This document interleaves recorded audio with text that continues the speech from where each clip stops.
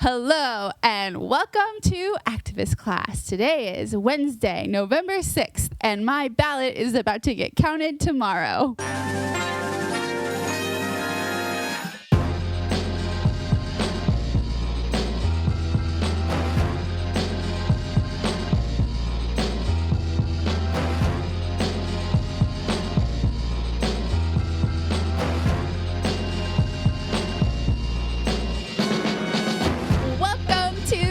This class today is Wednesday, November 6th, the day after the election, and Activist Class is here to say, we're here for another day. Oh, no. We're about 2 ballot drops in, right? Yeah, today was the second one. So by the time you hear this, there'll be another ballot drop later in the afternoon at 4 p.m. Yeah. And that should be a major drop according to King County elections. It seems like there's a reported 55% of ballots being counted right now. In Seattle. And an encouraging number, maybe even inching towards 50% voter turnout, which is great for an odd year. Where are you getting that number? King County elections. The 50%? They said that? Well, they're estimating about 48% voter turnout. Wow. Okay. That's pretty good, actually. Yeah. Yeah. And so considering like that's just an estimate and ballot boxes were like stuffed to the brim, especially on Capitol Hill, we should see a pretty engaged election this time around. On an odd year, non-presidential year, it's pretty good. Yeah. And which also means pretty good news for progressive candidates, maybe, who are down right now. Not bad news. True. I think we're all pretty used to being in organized meetings and doing really boring, lame icebreakers. But for the sake of everything going on, I kind of want to do a mood check.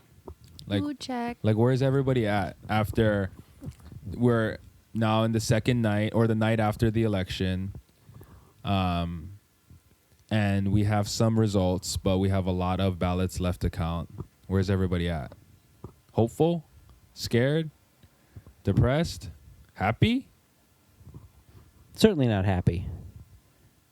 I feel like we're exactly where I thought we were going to be. And I was not stoked about where I thought we were going to be. Yeah. That's the shitty part is, like, we already knew, like, first returns were not going to be in our favor. Like, we knew this. We know this. We always know this. But then when it happens, it still feels like fucking shit. I don't know how to feel right now because obviously, like, there's still so much up in the air and I still have hope. Like, I mean, even when I was dropping my ballot off on election day at like 6:30, like, I had to shove my ballot into my ballot box because, like, there were so many people and there was a traffic jam and I live in Southwest Seattle. So that gives me hope that, like, those ballots will be counted, but I am sad. Has your ballot been counted? Have you checked yet? No, it hasn't been counted yet. Wait, it was even stuffed in West Seattle? Southwest Seattle. So, like, I live, like... That's encouraging. Yeah, like, I dropped mine off at the Highline Public Library, and there was literally, like, the whole road was, like, gridlocked with cars because everyone was, like, trying to put their ballots in. Wow. Okay. Mood How you check? feeling, Chrissy? I feel okay. You know, I agree with Aretha. I think that, like, we were expecting this outcome to a certain extent. Like, we knew that the first drop was going to be favoring big business candidates. But, yeah, I don't know. I will. Okay. So I actually have a lot of hope for Shama still. I feel like there's a lot of ballots that are left to be counted in D3 and she could still make it through. But, like, the way that the polls did shake out do show how much change has happened in D3 and it's so close. And for someone as, like, empty as Egan to run on an anti-Shama campaign that was racist and sexist, and for him to not have very much of his own personal accomplishment or personal platform to run on and make it this far, I think is depressing, and I'm going to have a talk with the white women who are responsible for this. But yeah, I think that what we need to do now is just like kind of analyze what this means in terms of like the viability of Egan, even though like if Shama makes it through, which I hope that she does, and I think she can, I think we still need to have like a really serious conversation about what it means that he got so close. Right. Like one of our friends said yesterday that the fact that Pamela Banks last election, you know, like leader within the NAACP, like black women, like all these incredible things couldn't, like it wasn't this competitive of a race. But then you look at this race and it's like, you know, it truly was like if Egan had run a campaign that was based off of like his own ideas and, you know, like actual innovation that he believed in, that was his own, and like changes he wanted to see, I think we would have a different critique. But it truly was like just an anti-Shama campaign.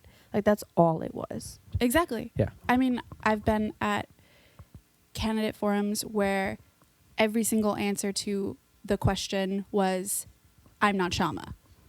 And I would have loved to have heard anything other than that come out of Egan's mouth. Because it just goes to show that like it was really easy to sell the narrative that she's a divisive candidate and that we need a bridge builder. And it's really easy for people who are displaced from the existential threat, like we discussed in our last podcast, to think, oh yeah, you're right, there is a nice way to go about making change. There is a civil way that we can have these conversations, when in fact there is really no way to do that when Amazon is bullying the council. Our structures are set up to favor business and accumulation of wealth that's concentrated at the top without any systems of taxation to redistribute that wealth, and no plan for it. And to be clear on Aretha's earlier point, the chamber used Pamela Banks as well, you know, a neoliberal but on paper radical president of NAACP, black woman. And that was like the chamber's first attempt to dethrone Shama Sawant. And then now their strategy is to use this really dorkish, like hollow Egan Orion who fucking shops for lightly brown eggs. Babies at Pacific Place. Oh my God. Jesus. On Facebook. And so it's like, it's Shama still has a chance, like everybody says, but the fact that we're even in this position with the type of opponent Shama has is depressing in itself. Whether Shama pulls through or not, and we think she will. We still have a lot of ballots. Yeah, and to clarify, so as of today, which is Wednesday, November 6th, Shama is behind about 8 points from Egan, which is not terrible. It's also not great. She gained on him. Yeah, Very little today. Right, and so there's going to be ballot drops every day, at least the rest of this week at 4 p.m., around 4 p.m. So people will be refreshing that page like hell. How do you feel, my beloved? Gross. Sorry. Get a room. We got a couch. Get a couch. I told myself on election night I'm not gonna allow myself to feel feelings that are cemented until after Thursday. Which, if you've read my Twitter feed over the past 2 days, I'm being a big hypocrite. Yeah. I'm actually very angry already. His rising is a Cancer. Yeah, Cancer rising. Little Softy. crab. No, it's how do I feel right now? I think how I feel right now is I'm hopeful because I think Shama can still win. I think I may be slightly in denial about not being willing to call Sean Scott's race yet. I think it's pretty out of reach, but statistically there's technically still a shot. I heard from one of his campaign staff. By the way, shout out to his staff. Shout out to the staff. Yep. I mean, knocked almost 40,000 doors over the past 11 months. A lot of them are women of color or gender nonconforming, radical, POC. They're brilliant, and they work their ass off. And I heard from one of them that they collected about 500 ballots at Red Square an hour before the ballots closed. Jesus. So I'm just gonna like just breathe a little bit. Again, it's a huge long shot. 17 points is a big difference from 8 points. But then again, I think Alex Peterson is a lot more polarizing to the corporate right than Egan Orion is. And why I bring that up is because I think somebody like Sean will get a lot more less nuanced momentum heading into the final week of ballots or counting the last week's ballots versus like I think Egan will still get votes heading into the next couple of days. That's true. That's true. And there were a lot of single issue voters in D4 who just did not want the 35th bike lane. Let's divert a little bit real quick and pause the city council elections because obviously there's a lot of voting still left to count. It seems like D7, it's going to come down to the wire, but Andrew Lewis is probably going to pull through because he's the slightly more progressive candidate than Jim Pugel. Can I just read the numbers on that? Yeah. They're fucking wild. It's insane. It's like So- Lisa Herbold-esque. Yo, so 2015. literally, listen, the peoples. So Andrew Lewis is at 9,746 votes. Jim Puggle is at 9,766 votes. This is wild. Oh, 20 votes, no shit. Dude, this shit is wild. That is wild. Yeah, Man, so- I can smell their Old Spice. Which was the opposite of what Shama's party smelled like last night, by the way. Oh my God. Can I just make a PSA? Can I please, for the people? Go ahead. You can For the be culture. anti-capitalist and wear deodorant. Tell them. That's all I have to say. Tell them. You can use lemons. Oh, man. Lemons. Literally, just buy lemons and rub them on your underpits. Aretha just really wants you to say you can be a socialist and take a shower. It's true. Hashtag For the showers people. For the socialists. people. For the community, People. you know? Because we've had to do some overnight organizing at Oh City Hall my where we God. had to sleep on cots. Bro, we slept on the floor. Okay, we slept on the floor. That's true. We did sleep on the floor. And, you know, we're not trying to. Some people, this is not for people who don't have access to showers. Now, don't get all fucking PC on Yeah, us, don't get okay? our- don't give our Like, fucking don't do ex. that. Don't do that. We're not talking Come about on now. people. Like, we got to build more public bathrooms and showers. Okay, cool. We put No that on the shit. table. If you're socialist alternative and you're one of those, like, fake poor people, there are a lot of fake poor people in Seattle. Ooh, say that All shit, right? say that shit. Yippies. It's okay. Okay, it's one thing to be fake poor. If you're going to be fake poor, don't fake the showering. That's it. That's okay. a good one, actually. That's okay. Fake the poor. Go ahead. I see right through you. I know your daddy drive a Tesla, but you got to take a shower. There, I got your back, Aretha. Thank you, Dishik, and the clown on your head. No, I don't thank him for that. Sorry, Socialists I who also heard don't shower. Can we jump to D6 real quick? Okay, yeah, sorry. Yeah. So Dan Strauss, as of today, is at 11,753 votes. Heidi Wills is at 10,490, which is good. Yay! That's good. That's good. Yeah. Our little strudel is gonna make it through. Thank the strudel. No, I'm warming up to Dan Strauss. I'm hearing from more and more people that he's a good guy. I think for me and my hesitation up until this point is I don't and maybe it's just I'm naive to what Dan's history of community organizing is, but for me, like, that's where the first level of trust is built. Of course. It's like, how have Of you shown course. up for community before you started running for an election? And if you haven't shown up, and I think a lot of the critiques on candidates with good progressive policies, but who haven't done the historical work for showing up for underrepresented communities, is like, where is the proof of concept? You know, and I think with people like Dan, and again, maybe he hasn't, I'm just not aware of it. But people like even a lot of the candidates in like Carrie Moon's a good example, who had and still has a lot of good progressive policies and really great ideas that I think can help a city in a lot of beneficial ways. Our question from community was, where has her work been? Yeah, where the fuck did you come from? And again, like I don't want to discredit the work that she has done up until that point in her own circles. But if you're trying to get the support from communities of color and underrepresented communities, we're gonna have to know who the fuck you are, you know. And I think with Dan, it's like, okay, like Dan's a good dude, from what I've heard, that has really good policies, and it's a situation where we kind of have to hope that he continues to do that, Right. because Right. he's not accountable to the communities that have those questions of doubt if he's gonna continue to show up. So like, he doesn't technically owe them anything. You know what I mean? Like, what does accountability look like for somebody like Dan? I feel like it's very similar to Mike O'Brien, right? Yeah. And that's a good comparison. I think a lot of people call him That's- young Lil O'Brien. The LaCroix Right.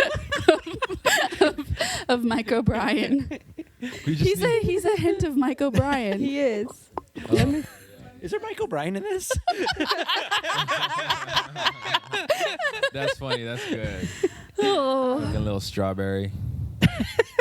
No, Mike O'Brien's a good comparison because even Mike, somebody who has had good policies from the beginning, who has voted mostly on the right side of issues, occasionally kind of fucked up.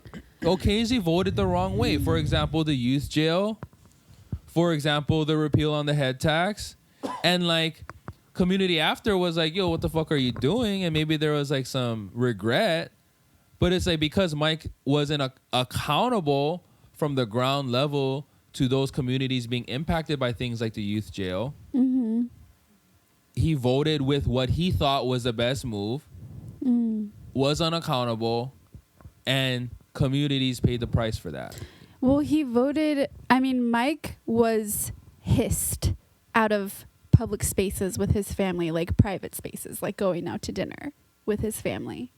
Right. More so over the last couple years. And I feel like he had to take stances that were in the opposite view of what his constituents would have wanted him to do.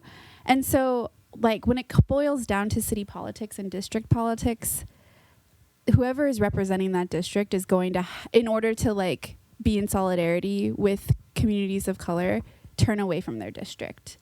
And, like, I think a white man in Ballard is the perfect person to have to, like, take those hits, you know? But, like, at the same time, like, I think Mike wasn't strong in that moment to say, and he could easily say, like, oh, you know, I was standing with my district or whatever. And we can't let Dan be weak and use that as an excuse. Yeah, and I agree. I mean, to be fair, though, Mike voted for the youth jail before he started getting hissed out of public spaces. Mm-hmm. You know, that mistake happened before he was recall O'Brien on those fucking hate groups on Facebook, you know? Yeah. Well, what changed Mike? I mean, it goes back to what I had said a couple episodes ago about, like, you can't have, you know, progressive council members in a vacuum. They always have to have strong community organizing on the outside, because that is what provides them the support and the insulation, I think, to be able to make those really tough choices. They're not tough choices, to make the right choices. And I mean, it is hard though, right? Because that means it requires community to continually have to, like, overextend themselves and, like, go out of their way to, like, hold electeds accountable. So something that I often think about is, like, what is the healthy relationship in democracy for progressive elected officials who want to do good shit, and communities of color and marginalized folks to, like, want to, like, thrive. But I think that, you know, Dan Strauss, if insulated, could do some really good things. And, you know, we just have to figure out, like, what the relationship will be like. I mean, I think also it is a shame, though, that, like, we have potentially 4 white men on our council now. That and is no really sad. black representation. Since the 60s, right? Yeah. And We had a female supermajority and majority people of color. yeah, exactly. Exactly. And we could have maintained that and like deepened it. And so it's really sad to see almost half the council be represented by white men again. Cis white dudes. Yeah. Oh man, I'm fucking depressed. Well, no, I mean, what does that say about how our city has changed? What do you guys think about that? Like, is it that our city has changed, or is it that there's something that we as a community needs to do better in like supporting communities, like candidates of color to run? Like, just because like Ballot is a fucked super NIMBY super white district, does that mean that like a candidate of color cannot come out of that district and be supported? I really think that could be a possibility, but there were very few candidates of color actually who made it through the primaries. I mean, that's why when you look at Shama's gap she has right now on Wednesday night, and we see it's an 8-point differential, and a lot of people were like, oh, don't worry, that's the same amount of points she was down in 2013. It's a very different district. And it was citywide in 2013. And it was citywide. Absolutely. Right. So the question is District 3 in 2019 more progressive, or even as progressive as Seattle as a whole was in 2013? That's a good question. Aretha's shaking her head no. Yeah. I mean, since then, we've had very polarizing indicators that we've actually been going the opposite way. For sure. I mean, we have the Uncle Ike flagpoles everywhere, you know, with Ian Eisenberg putting multi-million-dollar pot shops in multiple locations in D3 and other districts, and in his big window sign first supporting Ari Hoffman, Yep. and then now supporting Egan Orion. Can you explain why that's problematic? So the history of that block specifically is that it used to be that block used to be a lot of different businesses over the years, but historically like that was a place where like a lot of folks used to like sell weed, and you know, before weed was legal, a lot of people got locked up for it, still serving time, still having to deal with that shit. And as the CD got more gentrified, you know, Uncle Ike's moved in to like sell this pot shop, and that whole corridor has now changed, right? Like he bought that plot of land, now he owns the car wash next door, and there's been an ongoing fight between his pot shop and the local black church, historic black church in the area, because a lot of people are like smoking weed in the proximity of this church where they do youth programming, where they do a bunch of stuff for the black folks still in the fucking CD. And now there's a lot of other housing complexes around the area. You know, like there used to be Earl's Cuts, there was a corner store, there was the mail, there's a post office. Like that was a really, like Union used to be like a spot where there was a lot of black owned businesses. That place has been completely gentrified. But the Liberty Bank building is now on the block too, which is cool. But Uncle Ike's has been a point of contention for organizing for a long time, because he's really come to represent gentrification in the CD, just in its essence, right? Like black folks literally got incarcerated for selling weed, and then this white dude comes in and is making so much money off of that in a historically black neighborhood.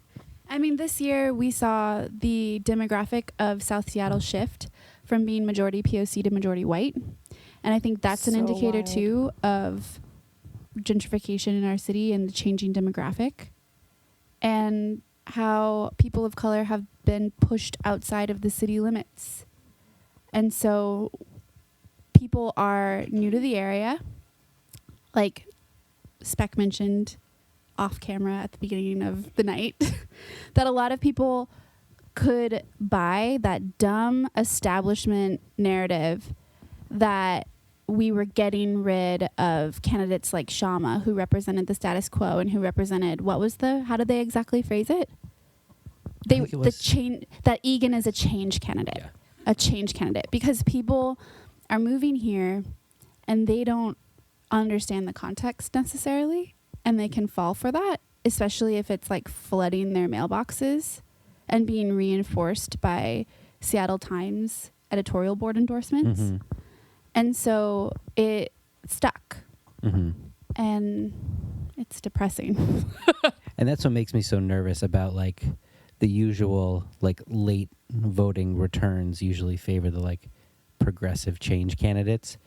But for folks that just moved here and are here because it's like a progressive town, like they consider themselves to be voting for a progressive change candidate, right? Mhm. Like whether or not that's fiction is, obvious, but So, something we've talked a lot about with Shama's race specifically is how one of the tactics used in races that are either close or where we know we have a fighter's chance is ballot chasing. And so, what ballot chasing is anyone who lives in Seattle or King County, you get your little ballot packet and it has lots of papers and there's lots of things in it, and there's a lot of technical fouls that can make your ballot not count, and a lot of people don't know that. And it can be small things, little like big things, but we don't. Voting is always inaccessible, and we're always learning on how to make it better. But one of the things about ballot chasing is even though you've turned your ballot into your drop box, as you track that, if you see that your ballot isn't being tracked or like something's going wrong, one of the things that may have happened is that there was a technical foul on your ballot. And so King County, as they're giving us the list, as they're dropping the list every day at 4 p.m. of ballots that have been counted, we will start getting lists of ballots that weren't counted. So they'll give us names, and I don't remember if they give us addresses, but we can probably cross-reference those with like voter databases. I believe they do. Okay. And I remember like in the 2017 election, like at the end of all the counting, King County announced that there was about 2,200 ballots that they weren't counting. Right. There is an error, like you said, a technical error. Common error could be something like you forgot to sign your ballot. Exactly. If you don't sign your ballot on the outside of the envelope, they're not counting your vote. Exactly. And so that's why it's like something very small like that. Yeah. And that's why it's very, very important for you to double check if your vote has counted. Yeah. And we've seen ballot chasing literally flip elections, right? Like that's how Lisa Herbal got elected. We've seen Shama use this in tactics before. And there was another race that I'm not remembering that used ballot chasing that also won. So what a lot of campaigns will do in the coming weeks before ballot certification, which is November 26th, Yes. is literally send out organizers with these lists to low-key stalk people and be like, hey, your ballot didn't count. Please, let's correct that. So if someone comes up to you and is like, hey, your ballot didn't count, take the time, be nice to them, like they're trying to do you a service, because that shit is really fucking hard to do. Mm-hmm. And, literally like whatever number that hasn't been counted could be the differential in a race.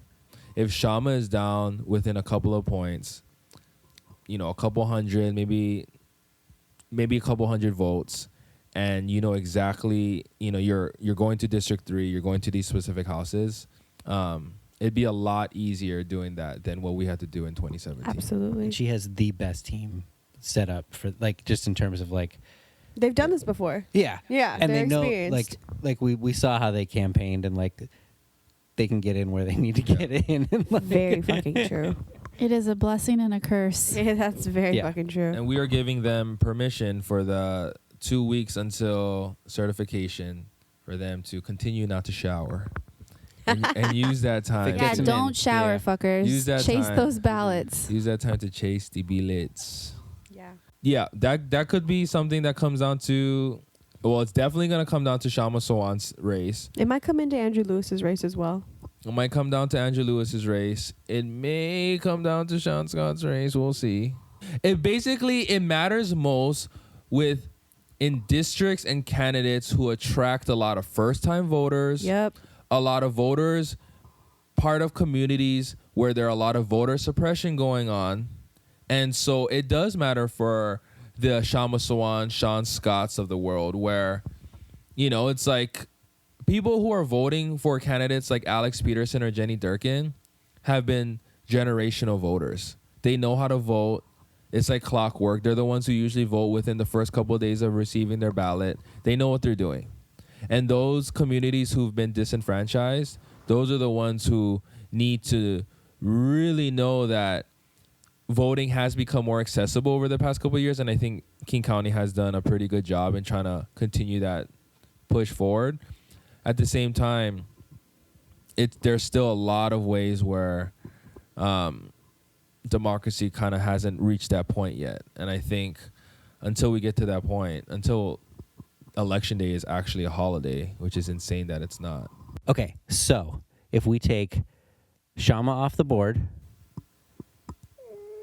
how does not off the board, but if we take In a that, hypothetical world. no. If we don't worry about District 3. Okay. If we don't worry about District 3, That's a nice way to do it. how do you feel about what council will look like next year compared to what it looks like today? I think that's kind of hard to answer because a lot of what matters in council is majority, because everything comes down to a vote. And on paper, you replace Bruce Harrell with Tammy Morales, which is a huge win for the progressive movement. But if you're also replacing hypothetically Shama Sawant with Egan Orion. And so I know the exercise. I know the exercise, but like to answer your question, council on paper without D3 is more progressive. Okay. Even with Alex Peterson in That's what I can't little tell, cake boy Rob Johnson's place. He seems more dangerous than Rob Johnson to me. Yeah, there's a real chance that Rob Johnson is a lot more progressive than Andrew Lewis too. There's a chance. Rob Johnson wasn't the worst on some housing ideas, some transit ideas. Okay. I've been a fucking big ass Rob Johnson hater in his tenure. And I just need to recognize where Rob Johnson also came from, though. He was a organizer specifically around transit and housing. He's a YIMBY. So thinking and of that, he did those exact things and then was like, all right, bye. He did in that district, and they weren't always popular. so considering that fact, which you seem very Oh my convinced God. of, is it still a more progressive council? I'm thinking no. I'm thinking it's a wash. Okay. Yeah, I would agree. Yeah. Okay. I'm thinking it's a wash. And if it's a wash, we've lost a lot of shit over the past 4 years. But if it's a wash, then when you put D3 back on the board, It matters. it's a fucking crisis. And that's Yeah. what I'm For sure. trying to Yeah, say. yeah. Like, there Yeah. are so many people on fucking Twitter being like, "Oh, this is a victory, no matter what happens in D3." And it's like, what world are you living in? Victory for who? Mm-hmm. And this is what I mean. It's just like these. That is the like question of this fucking race: is victory for fucking who? You know, when you deal with things like compromise and like who's at the table, and it's like, yeah, okay, maybe like the Mike McGinns of the world will be fine. But there are a lot of communities, especially those that Shama Sawant have advocated for, that are fucked. And yeah, so I think on paper, minus D3, it's a wash at best. And I'm glad Tammy took over D2, but that's one district, and I don't know what's happening. I don't know. I feel like we have a consensus on that. Yeah. The thing that I'm hoping for of those candidates, right, is the creativity, the imagination, and the bravery to put forth really, really progressive policy. Things that the imagination of communities haven't even been able to like cling to. You know, like rent control, for instance. You know, like rent control is something that I feel like people are stretching for, but are like, is this possible? Can this work? Right. What's the realistic path towards it? You know, things that like people can't quite see yet how to make it a reality. And like the only candidate that I really saw doing that was Shama. Shama would put those ideas into the imagination of the electorate, and then we'd have conversations and debates, and there would be movement building and activism that would build momentum towards saying, hey, actually we need, you know, an increase in minimum wage, or we can actually like block the youth jail and like make like rethink what policing looks like. And like I really think that like I don't see that coming from any of the candidates other than Shama. Mm-hmm. I just feel like they're just gonna put band-aids on things and keep business as usual. And I feel like a lot of folks are looking at just like strictly like how the votes are going to break down, and like replacing Shama with Egan in that case, like most of the votes will probably look the same, but the policies will be wildly different. Yeah. And so it's like being able to like understand her role was like way more than a vote, right? Like it was. Yeah. Well, to Chrissy's point, the starting point is so different for depending on which progressive candidate it is. When the fight for 15 was happening, the starting point was 25. Exactly. Mm-hmm. You know, it's like where like everybody knows when you negotiate, you got to start higher. You got to start for more, knowing you probably won't get everything, but you have to fight for everything. Mm-hmm. And the more you compromise, the less the most impacted around an issue are going to actually receive. And that's why it's ridiculous that they are putting compromise as like an end, right? Like Exactly. This is a thing that we're going to accomplish, is we're going to compromise. Like that's Right, which an means absurd compromise is a starting point. That And it's means the we're goal, getting even right? less. Yeah, it's just so it's like, oh yeah, but this is still enough technically to tax Amazon. The original head tax that should have been passed was already a compromise. Mm-hmm.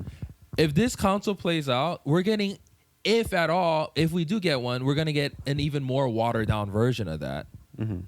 And yeah, okay, great. Yeah, well, it's not going to look good. Mm-hmm. And we already knew we needed something more radical than that. And we're not going to get it now. Mm-hmm. But we're going to have enough votes. And that's the thing. Like, these are progressive candidates, but when they're not plugged into community and don't know like exactly what's on the line, they're going to start off from their own lived experience and the communities that they're used to. Mm-hmm. And those who they do not represent will continue to be an afterthought until they no longer exist in our city. Wait, it got sad again. I will say this. In D2, I bet there was an increase in voter turnout and an increase in voter registration. And I think like even though that district is now majority white, I think that the POC in that district are really galvanized and are really politically active. And that is a huge plus. You know what? This is also a good reminder that the electoral process is just one way to fight for justice. Exactly. You know? And like at the end of the day, we're just literally seeing what path towards material change we're gonna fight for. You know, it's like we're either gonna elect the people that we need in, have the majority on council to vote for issues that we care about, because like Aretha pointed out earlier, you can't be in isolation when you're in office, and the people that we want in not only have good policies like other progressive candidates, they're also representative of a large body of people who are depending on these representatives to fight for the issues. Mm-hmm. And if those type of candidates don't get into City Hall, then we're just gonna have to go to City Hall. Mm-hmm. Shut it down. You know, a little history lesson. Before Aretha was running the show at Mosqueda's office, she was standing on tables in City Hall shouting at council members to not make police bunkers, youth jails. It's just, and Teresa Mosqueda got elected, and Aretha now is doing another way of fighting for justice. But if we don't have those options, we have to make other options. That's literally, that is called the diversity of tactics. Yes. You throw everything at the fucking wall. We're going to be in City Hall one way or Regardless. another. Regardless. And it's just like, how are we going to get there? Yeah. If that means having majority on council and we make sure that they represent our votes, great. If that means interrupting council meetings until the new Sally Bagshaw says we're on timeout and get forced out of the room, so be it. But it's just like one way we'll probably have a lot less sleep, and True. probably our bodies will be more on the True. line. But that's what happens when a community doesn't have a choice. Like, we're gonna have to win one way or another. Right. And we're doing this for our elders, and we're doing this for the future generations. And the thing is, we've done this before, y'all. Yeah. Like, community has always fought for what we needed. We've always created the conditions for us to thrive, no matter what we were facing, right? Like, I always think of the Gang of Four. I think of all of the Seattle organizing that we stand upon. Mm-hmm. You know, like, we've been burning it down for a long time. Yeah. And we'll continue to do that. And, you know, no matter who is in office, community will always be resilient, right? Like, that is just the nature of our ancestors and where we come from and what we embody. Our electoral process is literally built upon settler colonialism and slavery and 500 years of colonialism and globalization. Mm-hmm. And that shit is not going to get undone in a single election. Exactly. And so we have to organize and to mobilize, in addition to pay attention to electoral politics, because the electoral system is structurally broken. Absolutely. So here we are. I predict Shama Sawan and Sean Scott on city council. You heard it here first. In case a miracle happens, I want credit. Air horn.